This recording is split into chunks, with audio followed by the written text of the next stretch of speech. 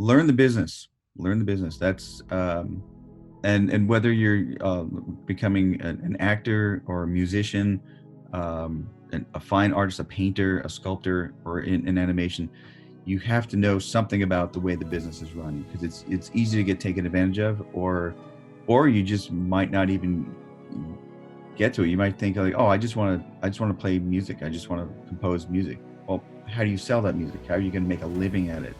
Or you might think, oh, I just want to sculpt. I just want to carve things that or make ceramics, or paint oil paintings. Well, it's very important to strive to be the best that you can at that, but you also have to find a way to make a living at that.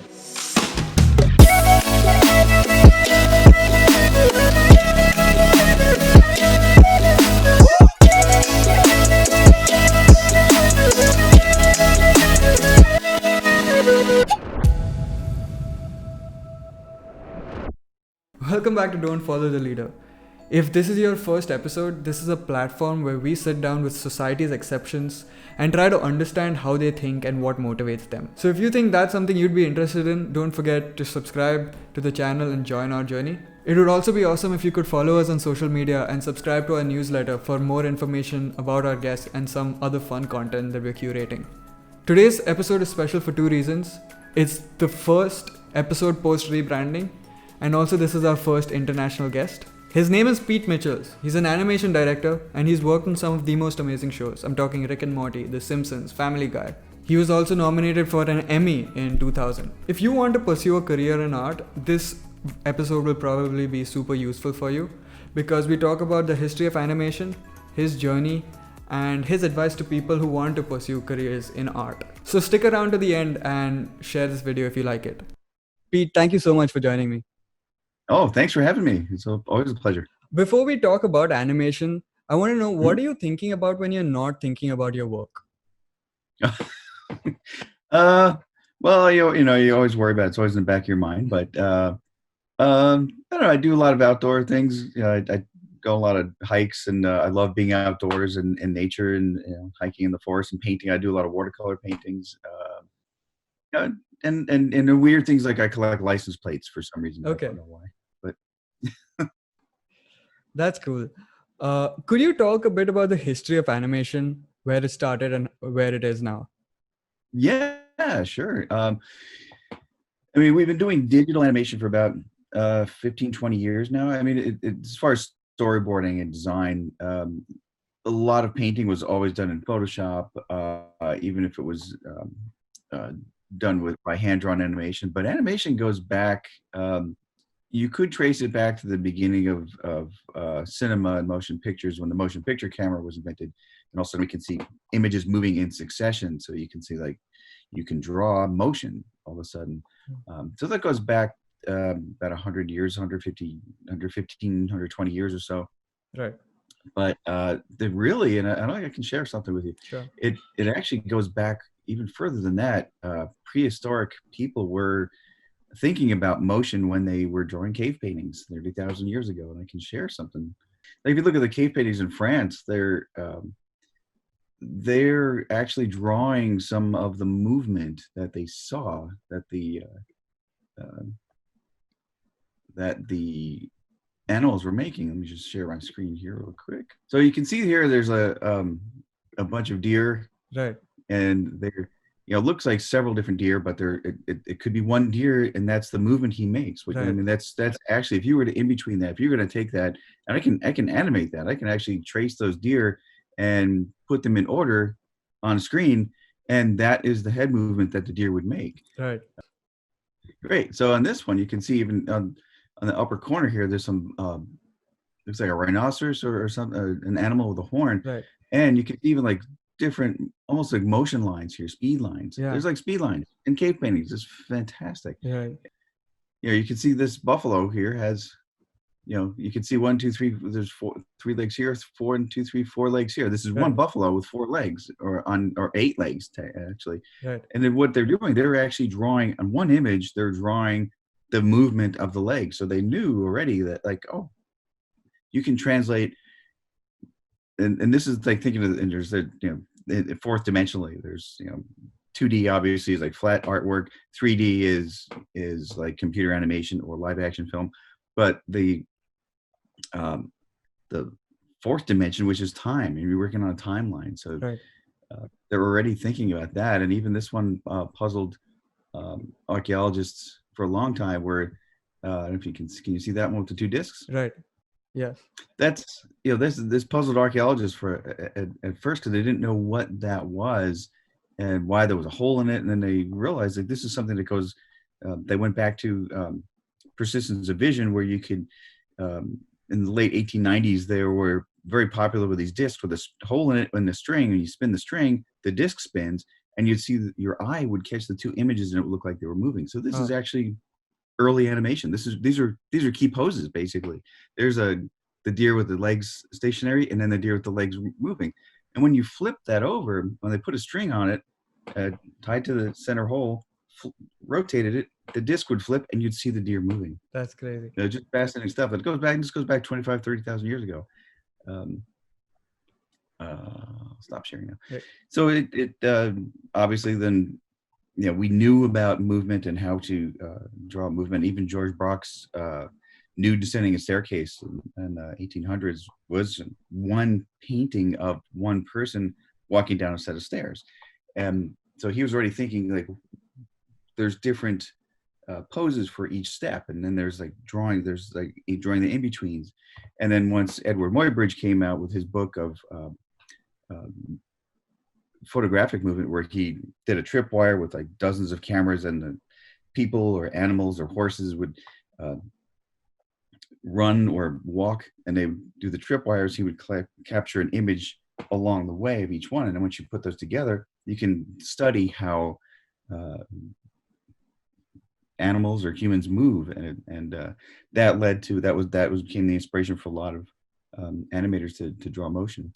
So it goes back pretty far. And then once the movie camera was invented, then everything just took off. And and it's fascinating to think about Steamboat Willie. Walt Disney came out with that in 1928, 29, something like that. And it was less than 10 years later, you went from Steamboat Willie, which is really crude. I mean, it was great because it was groundbreaking in the fact that it had sound, and you could sync movement and motion to sound using the technology of the time, the 1920s. Fast forward to less than 10 years later, you have Snow White. So it went from this really crude black and white drawing of Mickey Mouse to this beautiful full color Snow White and Seven Dwarfs in less than 10 years. So once the technology catches up with us, we're always, even now where everything's moving so fast. I mean, 10 years ago, if you look at Toy Story, I was just watching Toy Story 1 last week with my family, and you can even see the advances since then. It's 20 years. How much between Toy Story 1 and Toy Story 4, how much the software has changed, how defined it's gotten, how much more detailed it's gotten. So what's the process of animation like now? When you approach a new project from scratch, how does that go? Depends on the production, and it's if it's a feature, it goes through a lot of different story incarnations. So you start with the basic premise. There's let's say Wreck-It Ralph. You're starting with this guy that lives in computer games, and his game is to wreck things. And so you experiment different story ideas, and you kind of flesh out the story over time. You're boarding it and storyboarding it and trying different things and redoing things and changing things constantly to get that story down to the absolute best. With television, it's a little bit, you're on more of a time schedule. So with television animation and with also streaming animation, I most want to say television, everything's kind of streamed now, but not so much broadcast, except there are still some broadcast outlets like Fox and cable, like Adult Swim. But for television animation, there's two ways of going about production. One is what's called a board-driven show, which means that the writer comes up with an outline. SpongeBob gets a driver's license, and then maybe he has a paragraph or so of the story. This is a story outline, and then hands it off to the animation director, the storyboard director, the storyboard artist, and they take that story and they come up with gags and jokes and and then how does SpongeBob get a driver's license? Does he fail? Does he pass? Does he take lessons along the way? So the storyboard artist then will kind of flesh that out and write dialogue and gags as they go. Then they'll go back and record that dialogue and then finish up the poses. For adult animation, where that's not for kids, it's usually scripted. So it starts with a script. Then the writers will write a script, whether for an 11-minute show, it might be 20-page script. For a half-hour show, it might be a 50-page script. Right. And then it gets recorded first. The The vocals. dialogue is always Right. recorded Okay. first. Yeah, so that we can. Yeah, so that way we can we can hear the emotion and the expression in our heads, and that sounds like this character smiling or crying or tearing up with emotion or something, or super happy or laughing. Right. That way we can hear that, and then we draw to that. And then also there's a lot of times there's cues in that audio too, like if a character's yelling across the room, they're going to be, you're going to hear them going, "Hey, come wait for me." So you're going to know, like, okay, well, that has to be in a really wide shot. You want to see the character far away. So there's little clues along the way that help you. And then once we get the storyboards, and we figure out the angles and the shots to tell the story. Where's the camera placement? And the camera is kind of in our head. It's like an imaginary camera. Like, right. What am I looking at? What do I want the audience to see? And it's different from, like, directing animation and directing film is different than directing theater. It's like with theater, you're a theater director's challenged in the way that you want the audience to look at a certain place. How do you do that? Well, if I'm in the audience in the theater, I'm just me. I'm looking at the stage set, I'm looking at the lights, I'm looking around, I'm talking to my wife. Right. So how do you focus somebody to like me, who's looking all over the place, to focus on what you want them to see? And a lot of times the answer is movement, because your eye follows the movement. So in a stage play, either lighting, the director will have it lit, lighting director will have it lit on, I want you to look at this character right now. This person is talking and then I want you to look at this. Or if I want you to look at this character, I might make them move across the stage, so your eyes will automatically drawn to that movement. So there's with film and animation, it's different. That, like, if I want you to look at something, I'll just cut to it. If I want you to look at this character's face to get a reaction, I'll cut to that character's face. Right. If I want you to look at, like, a sign on the wall for a joke or an important story point, I'll cut to it. So you can look at nothing else but that. So that's kind of where it's fun to, that's the challenge, actually. It's like to tell that story, but to get the audience to look at what you want them to look at. Right. Do you think there's any other ways in which, from a storytelling point of view, animation can do stuff that film or theater can't? Oh, absolutely. Although today's filmmaking, there's special effects has come so far. There's just amazing things you can do with special effects now. Right. I mean, just like I'm sure you've seen Forrest Gump with Tom Hanks. He's talking with President Kennedy in 1960s, and like, well, it's Tom Hanks. I know it's Tom Hanks, but he's talking to John F. Kennedy. How can that be? Right. So there's a lot that special effects have come a long way, and so there's a lot of things you can do, and also a lot of movies are integrated. I mean, even a lot of the Marvel movies, there's so much CG in there, computer graphics and computer generated images that are blended with the live action. There's so much you can do with live action films that 50 years ago you couldn't do. Right. It was cost prohibitive. But with animation, you can do, you're not stuck to human characters. You can make, a sponge be a character, or there's pickle and peanut, there's apple and onion there. You can look at the Pixar movies, toys can be characters, and animals and robots, and everything can be a character. Everything can emote. And the challenge then is, like, how do you can record a voice, but to match that character to the voice, the actor's performance, that's where that character comes alive, when you match those together. So I think an animation is special and unique in the way that you can do that with. You can animate anything. You can make a character out of a rock and a coffee cup. It doesn't, there's just infinite possibilities of what you can do with animation. Does an animation director play any role in designing the character itself, or is that a writer's job? Oh, absolutely. Probably more so the animation director and the design team. Okay. Because I work closely with an art director. Right. Some shows don't, like with The Simpsons. That show was designed by Matt Groening, who created Futurama and also Disenchantment, now on Netflix. And right. He was known for his comic strips in the 80s and 90s, the Life and Hell comic strips. So he had a distinct style, the large eyes and the overbite, and his characters were rabbits. And so he designed the original Simpsons, and they kind of got refined over time. The animators, David Silverman, who I've worked with on Simpsons, who created that, and Wes Archer, who animated those original Simpsons shorts, they were working off a sketch from Matt Groening, and they animated those, and then over time, during the series, those characters got refined, and then there were a team of designers that would design other characters based on those stylistic uh, specifications Right. for Simpsons. Same with Family Guy. Seth MacFarlane designed the original characters. Actually, I think that came out of a student film. Okay. It started as a student film at the Rhode Island School of Design. Some of those Right. characters went way back to his student days. Right. And along the way, he developed other characters and fleshed out them. So everything kind of evolves. But once the show is in production, it's impossible for one person to design all those characters. So you have a team of designers that will design the characters. But the writers don't really, unless you're the writer and an artist. Like for instance, Seth MacFarlane was a writer and an artist, so he wrote the original script and designed the characters. I don't think Matt Groening didn't write the stories, but he designed the characters. With SpongeBob, Steve Hillenburg designed the characters and wrote the stories. So Right. It depends on if you're an artist and a writer, you do both, but then you hand it off to other people. And then also writing too. If your series gets popular, well, you can't write all the scripts, so you have to. Right.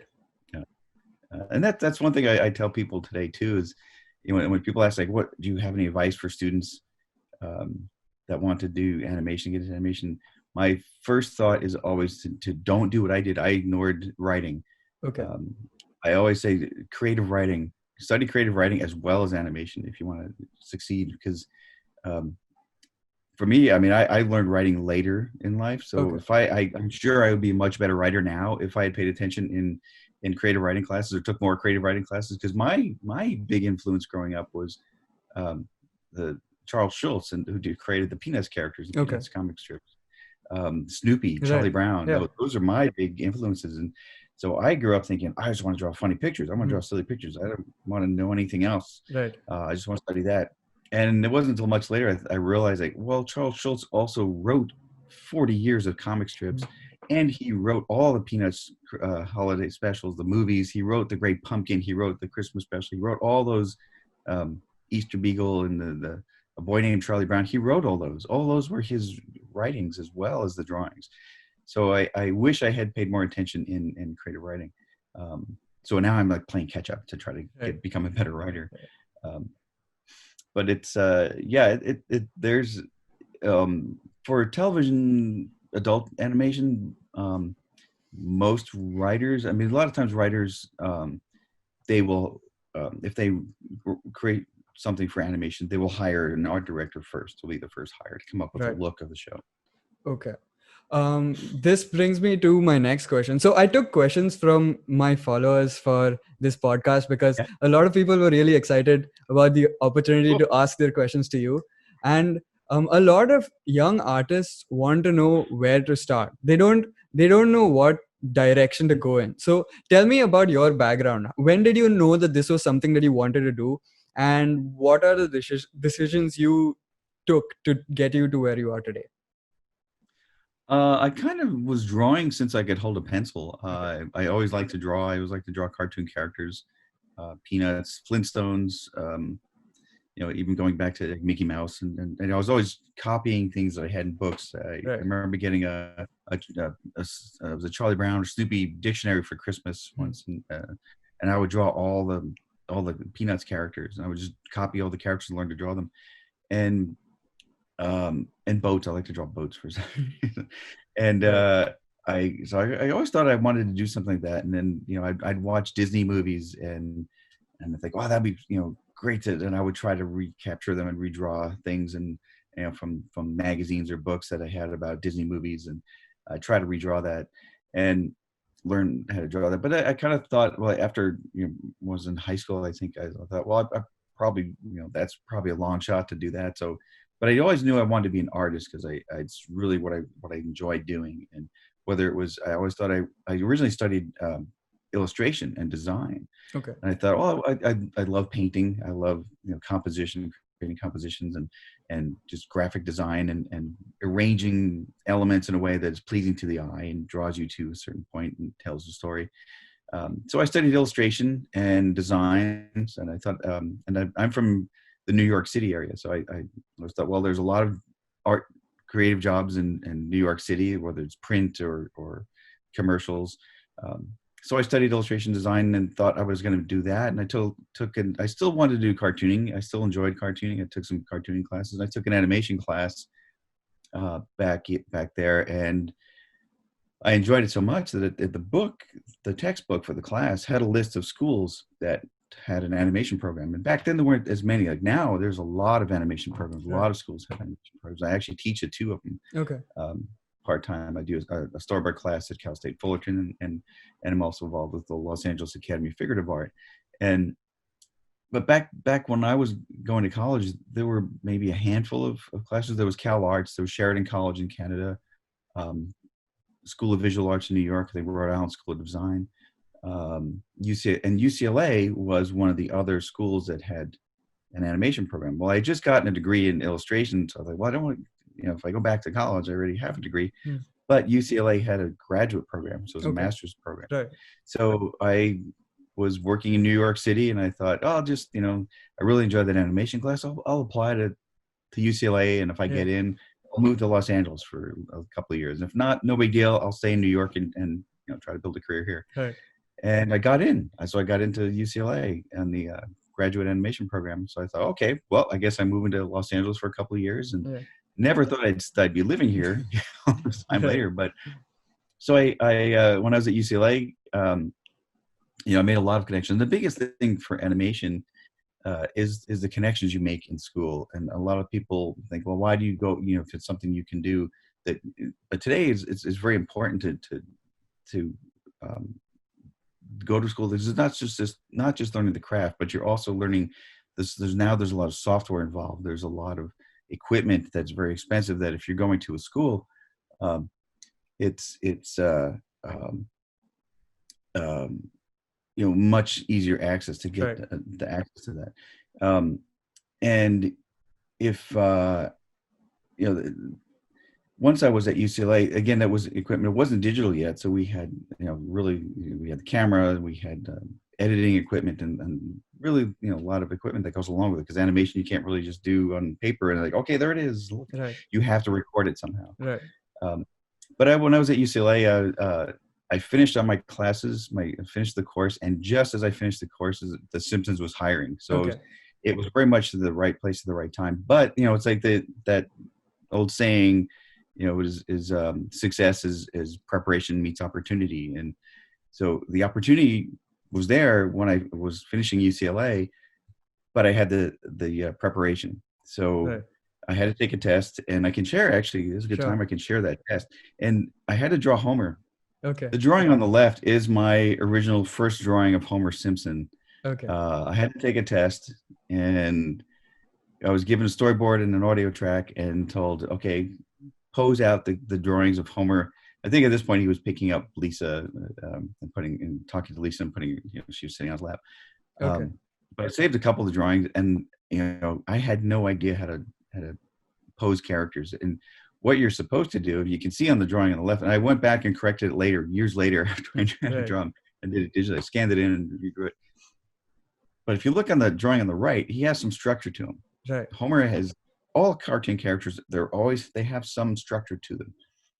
There's some volume to them. They're built on shapes. So if you look at Homer, he's built on, his hips and waist, a big circle, and then the shoulders come up from there, and the sleeves, the shoulders are like teacups upside down, and his legs are tubes, and his head's like a big sausage. And then you can see there's like center lines. You always go with the center lines, so like where the middle of the character is. So when you turn the character, that center line gives you some volume. And I had no idea about that. But at the time, I guess my test, I took the test twice. And my second test, I did a lot, because you're supposed to draw backgrounds, which the background is anything that's not the character, anything that's not moving. The character, what the character is sitting in, the environment the character's in. So I was able to draw the backgrounds in perspective well enough that they hired me as a background artist. So I got hired as a background artist, but I really wanted to do the characters, because that was where the fun was for me. And so I ask questions. I asked other artists, like, and I was really blown away when I first got hired on The Simpsons. I thought, there's so many good artists here. What am I doing here? I'm out of my league. These people are too good for me. I don't belong here. But I slowly, I asked questions. I asked my director, my bosses, like, how do you break down a character? How you pose a character? I watched and observed and asked a lot of questions. And then I gradually got, when we were a little bit behind, I started sketching characters into my background just on another layer. And my director noticed and said, hey, I noticed you've been putting some characters in, and we're kind of behind. You want to try some character layout? And I thought, this is it. This is great. Right. And every time we were behind on another aspect of production, my director always came to us and said, does anybody want to learn storyboarding? Does anybody want to learn animatic timing or animation timing? And I was always, yeah, I'll learn that. So I was learning on the job. Whatever, my school got me to a point where I was able to get in there. And you never stop learning. It's not like, oh, you learned everything from school and now go. Like, no, you keep learning, and you always find out that there's always more to learn. There's always more to know. And animation changes so much, like a lot of professions and vocations. Animation changes so much. The software changes, the techniques change, the styles change, what is in vogue or what is fashionable. So you always are looking to improve yourself as an artist. You never stop. Right. And this was my way of like, okay, I learned everything, and that actually prepared me to be a director, because I was learning backgrounds, I was learning characters, I was learning storyboards, I was learning camera, I was learning all these different things, design, character design, background design. And I didn't realize that all these things I was absorbing, that was what enabled me to become a director. Is like, I learned every bit of every aspect of production. Right. This is usually a question that I keep for much later on, but do you think Mm-hmm. you're still learning? And if yes, how so? Oh, yes. I learned so much from, I'm a big advocate of like, when it was like right now I'm at Netflix and we're building a crew for a new show. So I'm a big advocate of having a wide range of experiences on the crew. So I learned from people that are older than me that have done different productions in different ways. And I also learned from younger artists that are just coming out of school now, or I only have maybe 2, 3, 4 years experience. They have so much energy, and younger artists are really familiar with software and different styles. And I'm constantly learning. I don't want to be stuck in my same, Right. stylistic rut. And like, this is how we did it on Simpsons, and this is how we did. We're only going to do it this way. So not just creatively, but also we're learning different ways of doing different things, different pipelines. When we say pipeline, it's kind of the production um, system that we're using and it varies from show to show. Every show is different, so you can't really be stuck in like, this is this little box of how we do things. You have to be open to learning different ways of doing things, and I think that keeps me on my toes, helps keep me I think that's a secret to success, is not to get stuck in one style or one process, because things change and you have to keep up. India is a very conservative society, and everyone Mhm. is encouraged to take the safe path. And that's why a lot of super talented artists rather, find themselves in engineering colleges or medical colleges, because living a life that they may not necessarily enjoy, because that's what society told them to do. For an Mhm. Indian to decide to become an artist, it would be a huge deal, and they'd usually face significant pushback from their families. Did you ever experience anything like this? Um, Not really. I was the first in my family to go to college, so it wasn't really expected of me to go to college. But I think my parents always knew that I wanted to be an artist, because I was always drawing. My brother drew a lot of birds and horses, but he wanted to be a musician, so he was playing guitar a lot. But that was something that I think my parents knew all along, that I was going to wanted to be an artist, and um, they never questioned like whether it's like something that you can make a living at. Um, but they encouraged me, but they didn't really know, because it wasn't really like something like, oh well, we have you know Uncle so and so's an artist, or so we Hmm. didn't really know any artists other Right. than you know people that could draw, but they did Right. something else.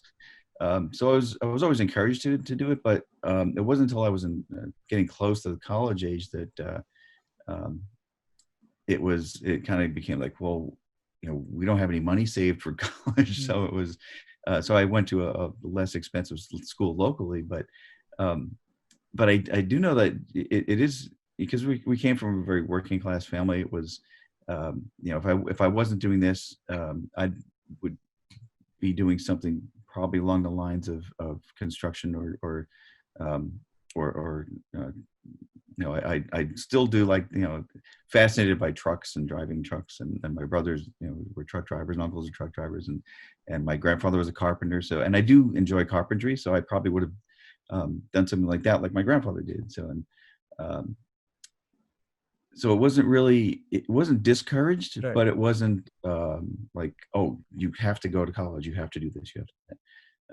But I know, like, even back in New York, I do know there were, even with other artists, there a lot of times, like, families think like, well, you can't really make a living at that, especially in animation.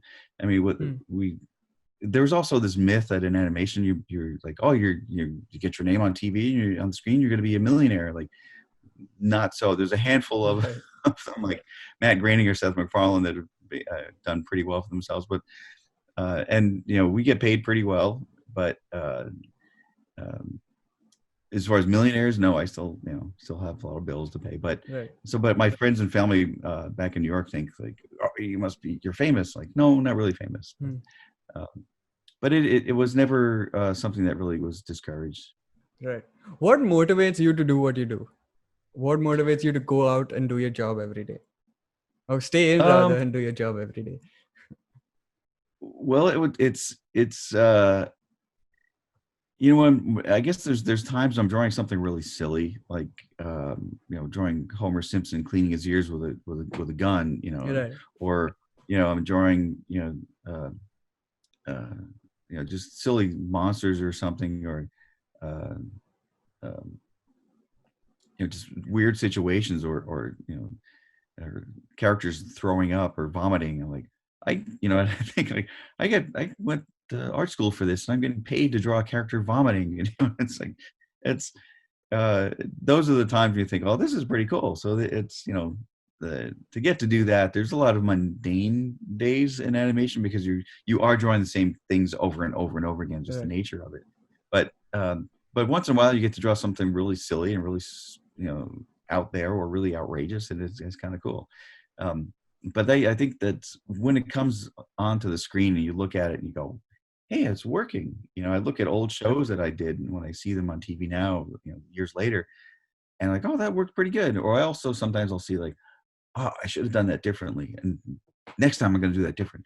Um, so yeah, I guess it's kind of, you're driven. I think every artist is driven by the need to create something, and the need to reach out. That's our way of connecting, because a lot of animators are introverts.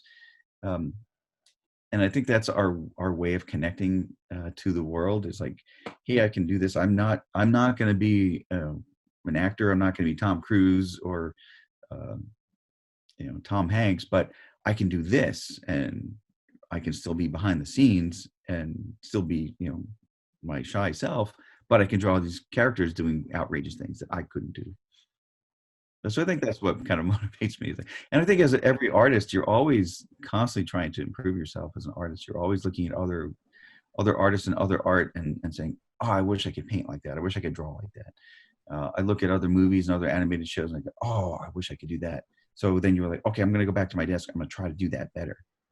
Who are your biggest influences? Who are your biggest like, who do you look up to from as the artist?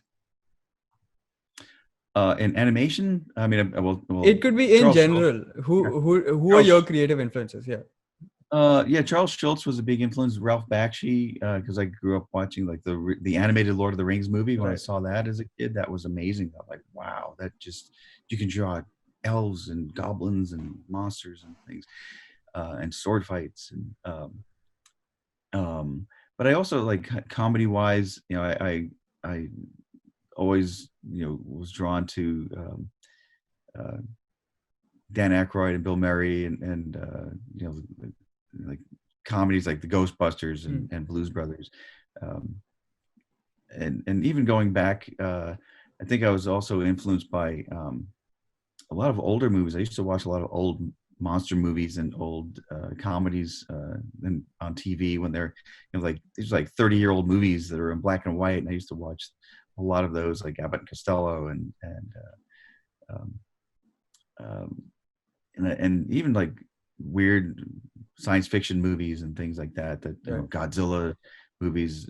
But as far as like artists, even my own painting, I do in my own creativity. I do like the French Impressionists and Paul Cézanne and uh, Edouard Manet, and just the compositions alone, and plus the technique. So I was always kind of influenced by them as well. I think there's a little bit of that.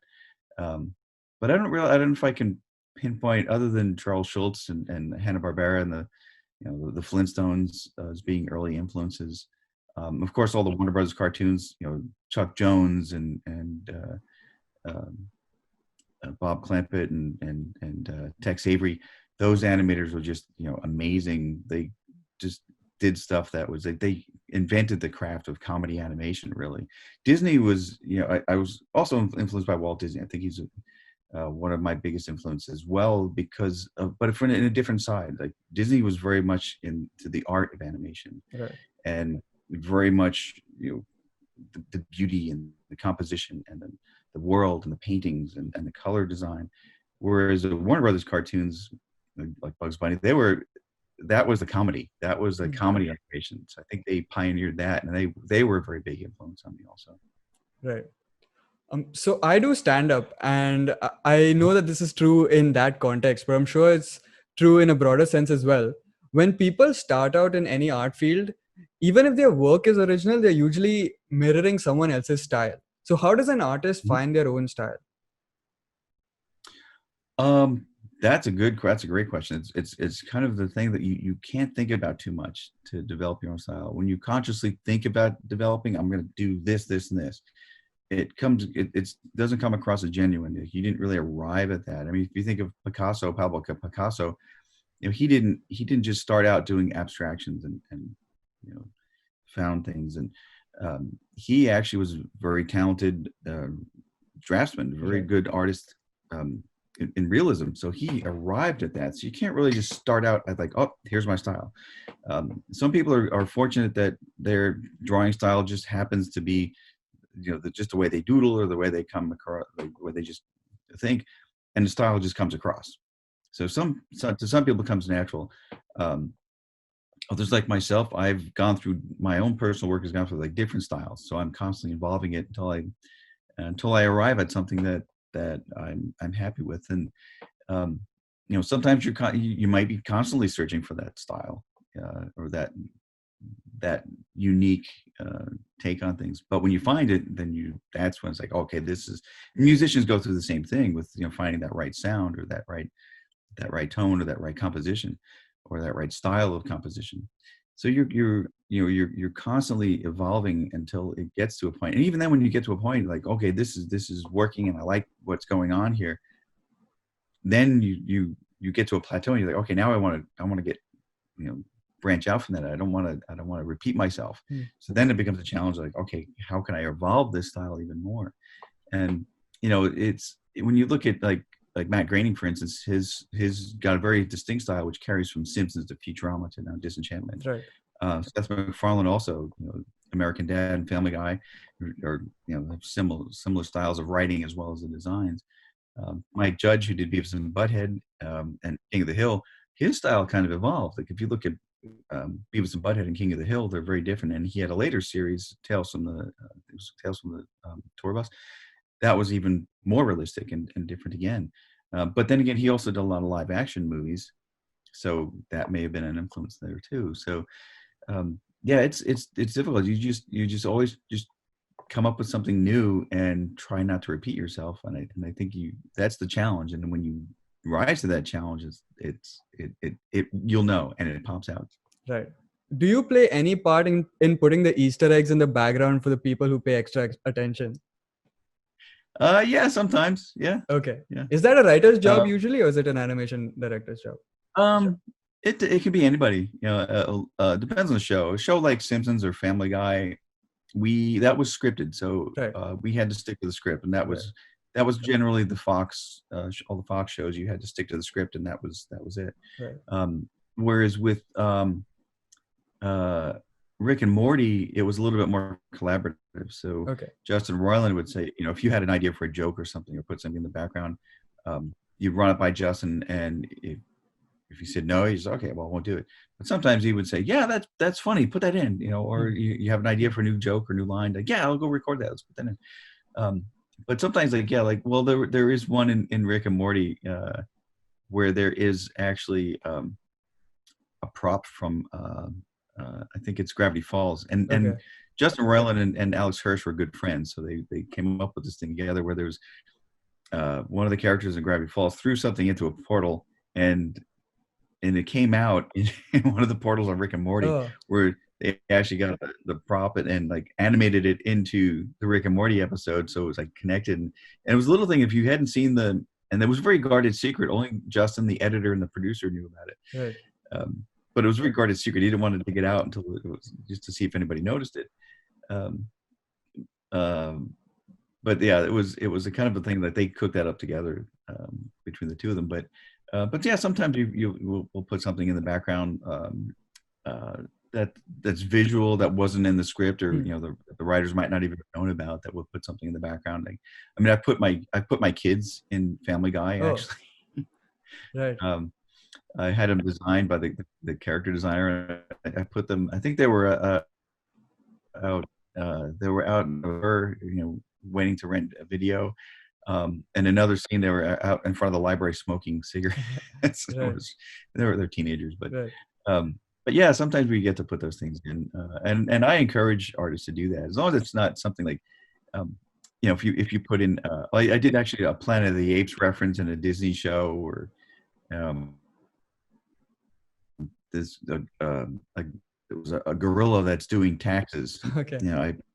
I gave him like an accountant stamp with a number as official, and the number on the stamp was the year that Planet of the Apes took place, because I'm a big Planet of the Apes fan. So, Right.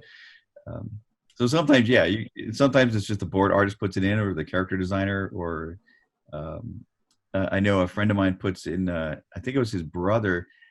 Every time his brother was lying growing up, he would always do this. He was like, "No, that wasn't me. It was somebody else." Right. He would always rub his nose like that. So my friend Swinton Scott, he always he would put in, like, when Homer was lying about something, he would always do that gesture, because Right. it was his brother who would do that when his brother was lying. He would do that. So every time in a Swinton Scott episode, you might see, if Homer's lying, like, no, it wasn't me, it was somebody else, and he Right. would do that gesture. So yeah, it's usually us, but sometimes the writers will put things in there too, and it'll be either scripted, or they'll come to us and say, hey, put this in the background. Right. What was your reaction when you heard the Rick and Morty concept? Well, I saw the pilot episode.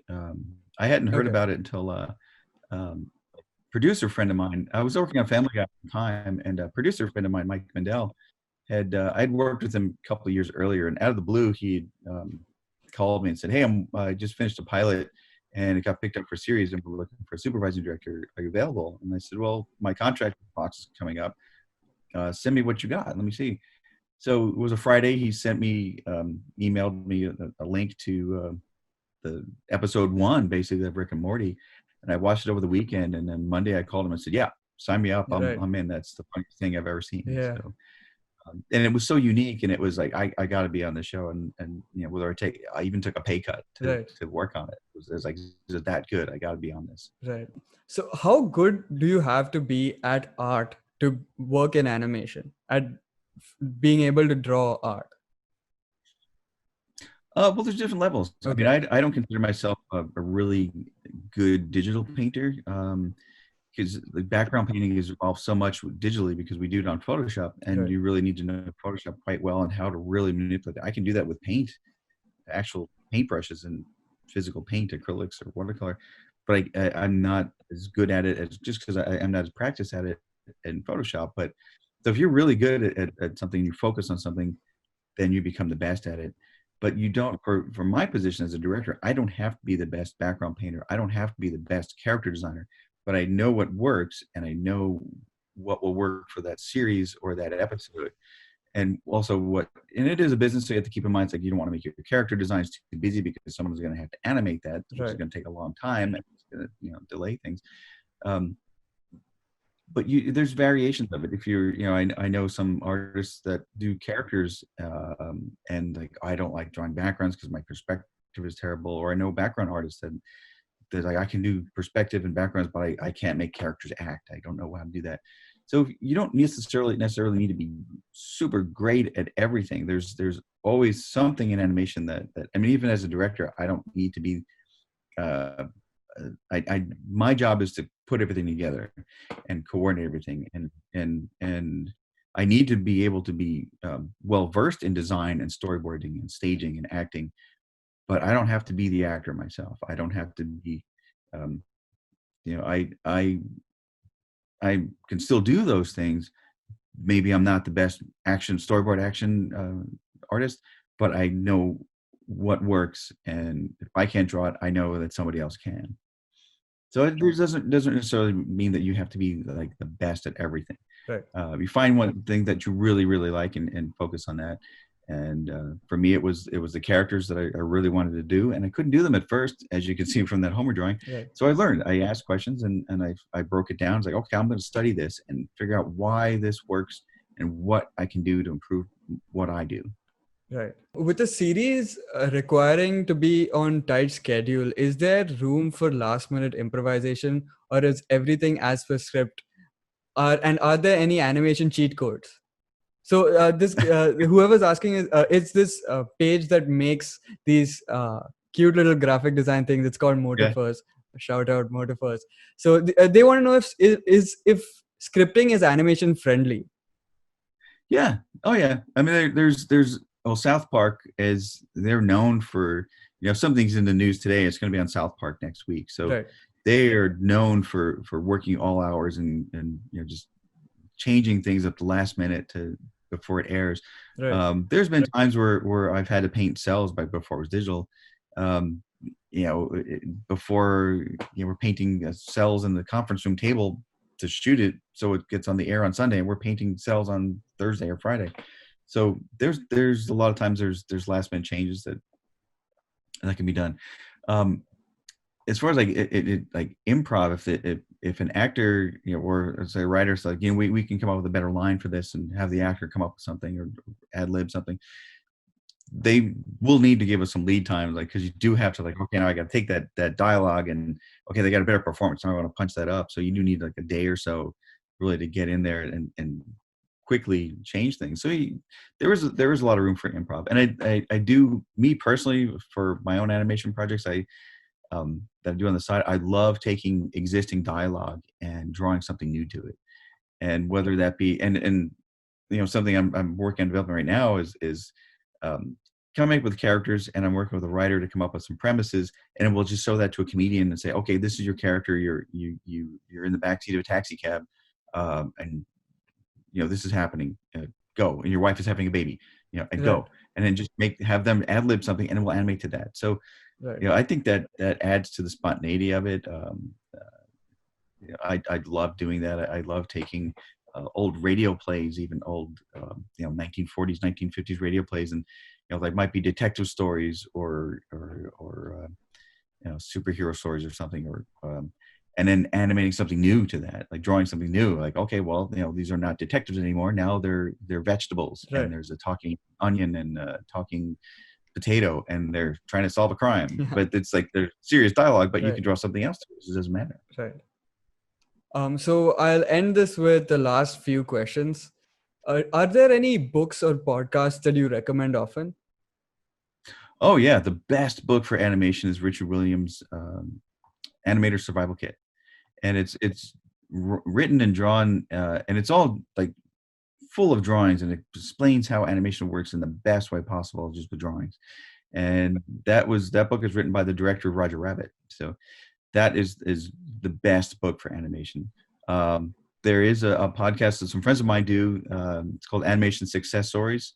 You can look that up, and it's started by a couple of Rick and Morty artists that decided they wanted to interview all their friends and animation, to see, because everybody's success story is different. Everybody has come to a different path. So there's it just kind of goes back to the question earlier about, you know, how do you get into it? There's no one set way to get into animation. Everybody comes from a different background, a different perspective, different discipline, even.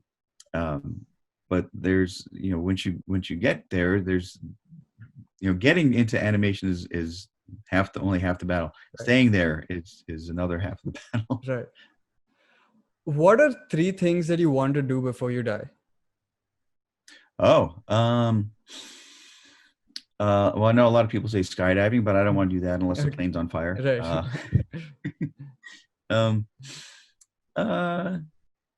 I do like to travel, so there's a lot of places I'd like to go. Right.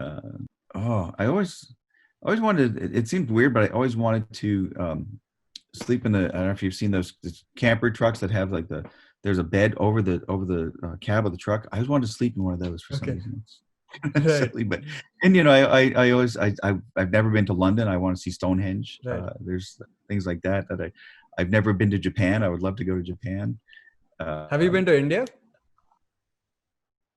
I have been to India. Yes, I've been to Hyderabad, and I've last year I spoke at IIT in Guwahati, and I've been to Delhi. Right. I've never been to Goa. I haven't been. You have to come to Goa. But I definitely want to go back to India. It's the most beautiful place in India. It's on the coast, right? It is. Yeah. Yes, I have never seen the coast of India yet, but I loved India. I love the people. I love the food. I didn't think I would love Indian food so much, but it was Indian food in America is not the same, right? Until you go to India. Goa doesn't really have the conventional Indian food because it used to be a Portuguese colony. So really? There's a lot of Portuguese influence in the food and the culture. So yeah, there's that. So you have to come to Goa. Oh, I definitely will do that next. Yeah, and so that's probably what I want to do most. Right. If somebody gave me enough money now to quit my job, that's what I would do. I would just be traveling around the world. Right. The last question I have for you is, what advice do you have for young artists who want to pursue a career in animation or in fine art in general? Learn the business. That's and whether you're becoming an actor or a musician, a fine artist, a painter, a sculptor, or in animation, you have to know something about the way the business is run, because it's easy to get taken advantage of, or you just might not even get to it. You might think like, oh, I just want to play music. I just want to compose music. Well, how do you sell that music? How are you going to make a living at it? Or you might think, oh, I just want to sculpt. I just want to carve things at a or make ceramics or paint oil paintings. Well, it's very important to strive to be the best that you can at that, but you also have to find a way to make a living at that. You have to know, like, well, somebody's going to have to pay your bills somehow. You're going to either sell paintings, or you're going to have to know how a gallery business works, or music publishing works, or even if you want to be a writer, how book publishing works and how online publishing has changed. And in animation, it's the same thing. It's like, well, how does the business of animation work? I'm not just going to sit here and somebody's going to throw money at me to draw silly pictures. Like, how do I get that job? How do I keep that job? What is it that the employer is looking for to get me to want to pay me to draw these silly pictures? And if it's something like you want to pitch your own shows, your own animated shows, know the market. If you're pitching, let's say you're pitching a show to Cartoon Network, you have to know what else they have on Cartoon Network, because what you have might not fit with what they have stylistically, or Nickelodeon. Your show idea might be a better fit for Nickelodeon, or it might be, if it's an adult show, it might be a better fit for Adult Swim or Comedy Central. So you have to know something about the business of the creative business, the business of art. The same thing with actors. You have to know, like, well, how do you go on auditions? How do you get auditions? How do you just don't just show up? Are there publications? Are there websites that you should be constantly checking? Are there podcasts? So you have to do a lot of research other than just working on the art. Right. Thank you so much for doing this. This was honestly so insightful, and this was a lot of fun. Thank you for having me. Thanks. Yeah, I'll have to get out. I'll have to get to Goa sometime and definitely and see you in person. Right. Yeah. But yeah, thanks so much for having me. This is great. This has been fun. Right. And